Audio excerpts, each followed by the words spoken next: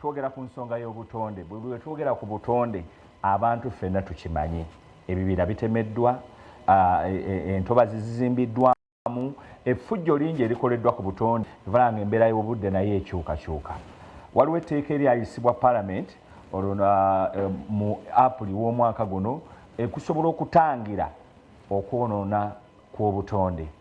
Terinaba kuteekebwako mukono President naye twagadde tulikubaganyeeko kiki ekiririmu, bintu ki, batusiigire ekifaananyi ekiri mu tteeka eryo. Ndi ne Honorable Christine Kaya Nakimwero, ono nga mukyala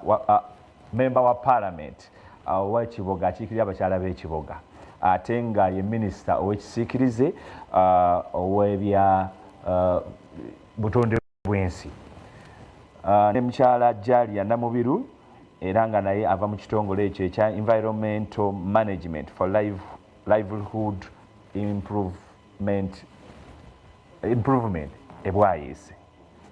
Ne mukyala Christine Mbatuusa era naye ava mu kitongole ekyo ekimu ekya Environment Management for Livelihood Improvement ebwayise. Nsanyusa okubalaba bannyabo bannabutonde. Amina. Honorable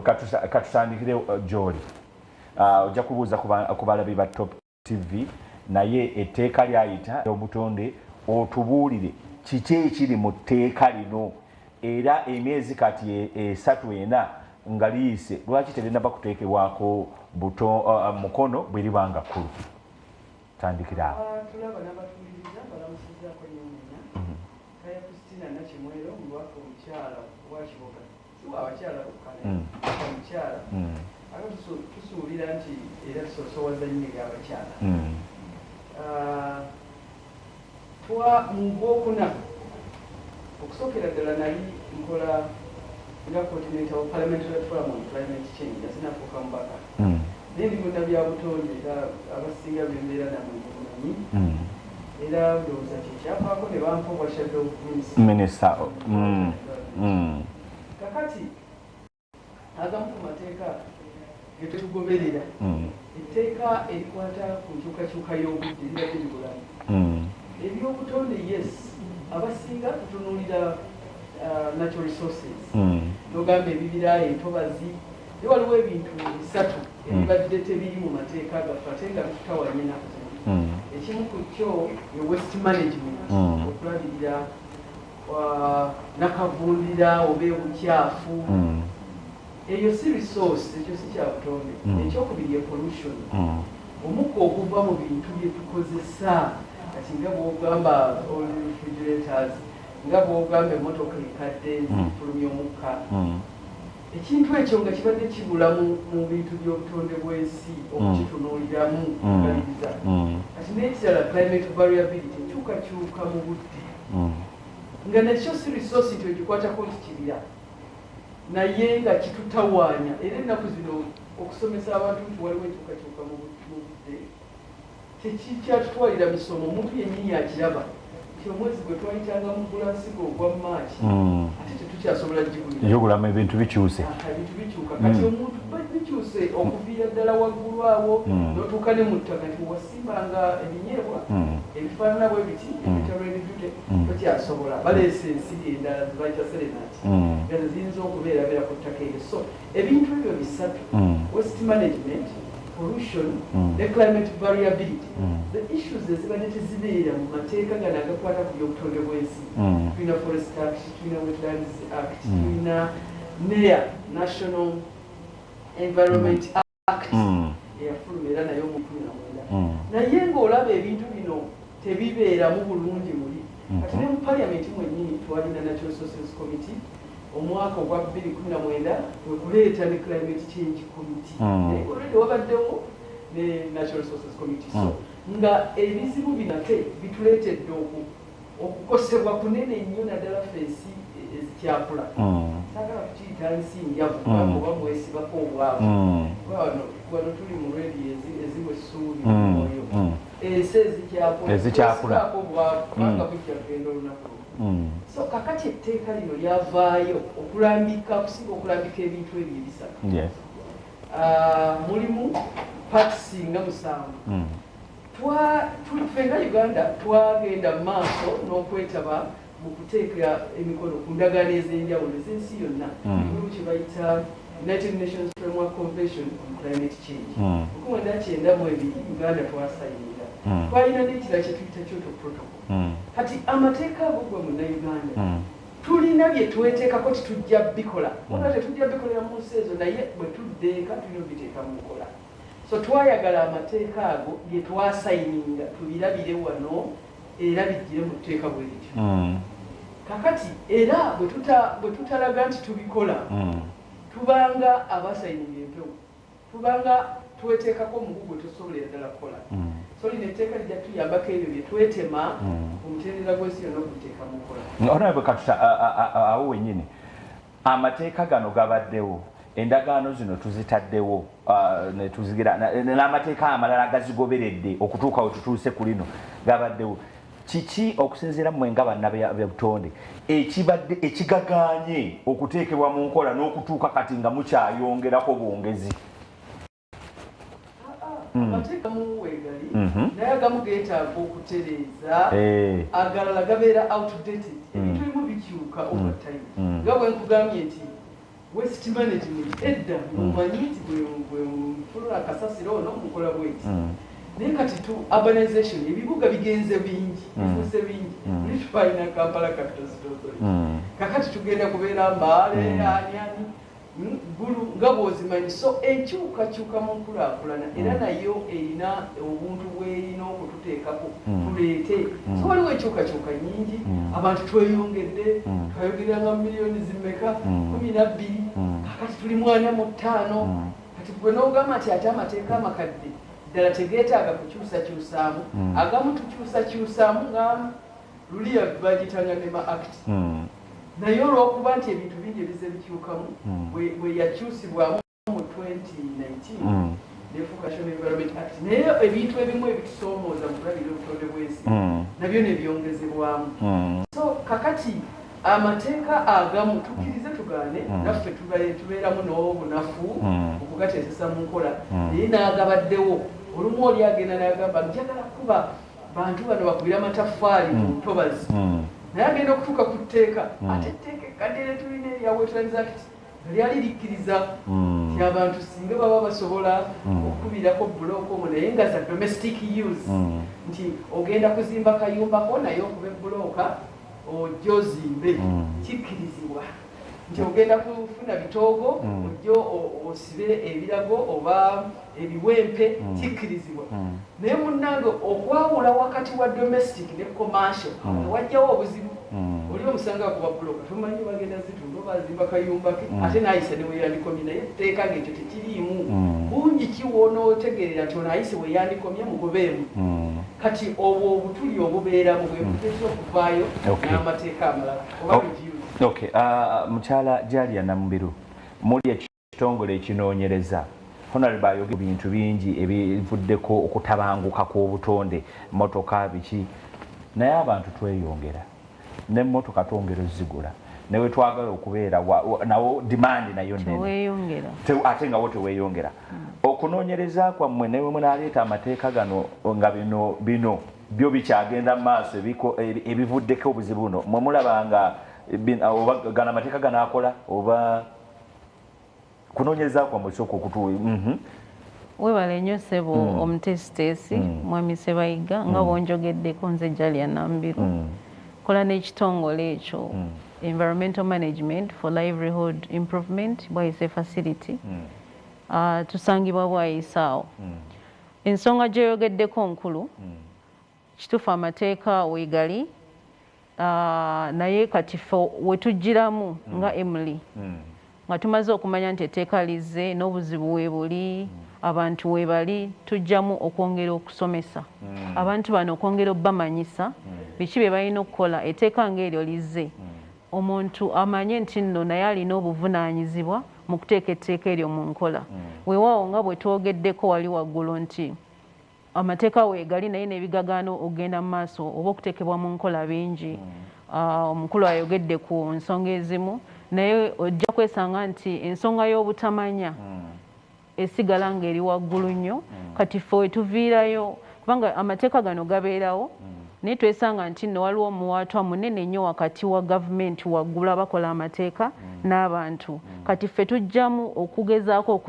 okuzibikira omuwaatwa ogwo nga twongera okusomesa abantu ku mateeka ago na biki bye balina okukola so kati gwe mulimu gwaffe omunene nnyo gwe tukola.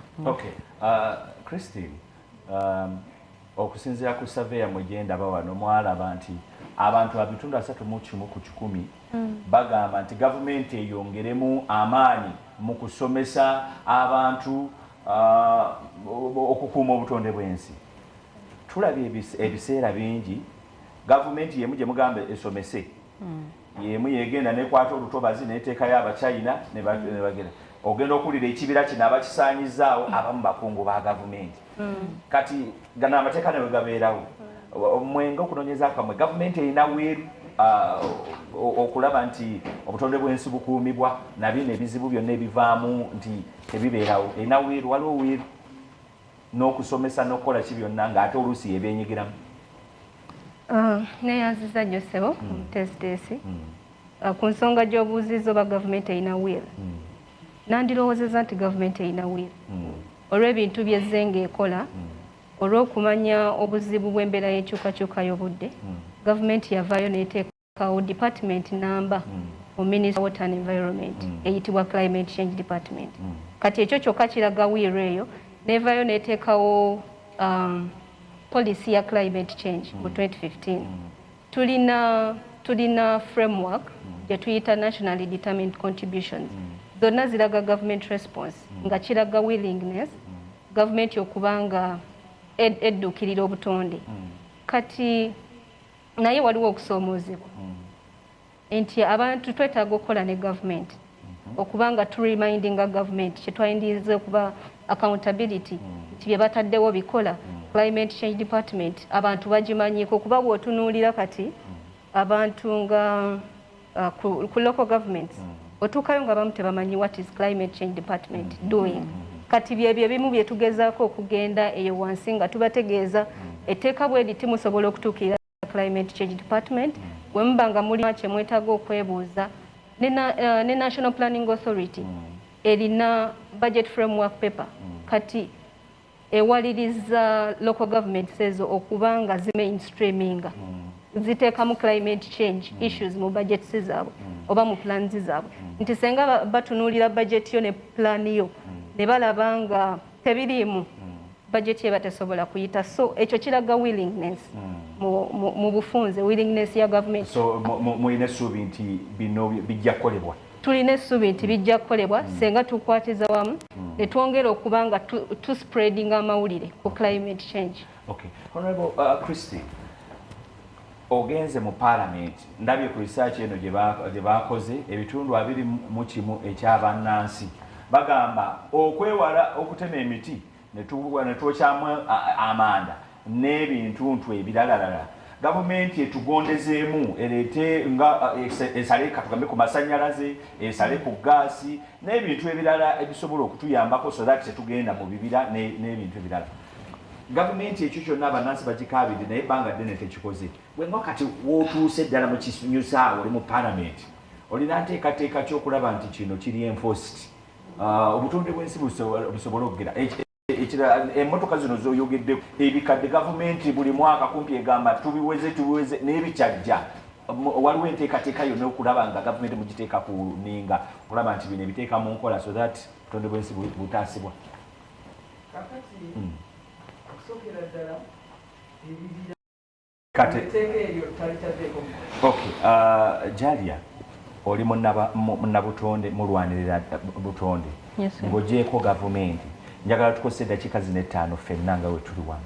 tukubire bannansi omulanga obeeko omulanga gw'okuba n'amagezi g'owa kubanga amateeka nawe gabeerawo naye abantu teeka bagamenyeera bagayisa waliwo gye gatatuuka bakubira omulanga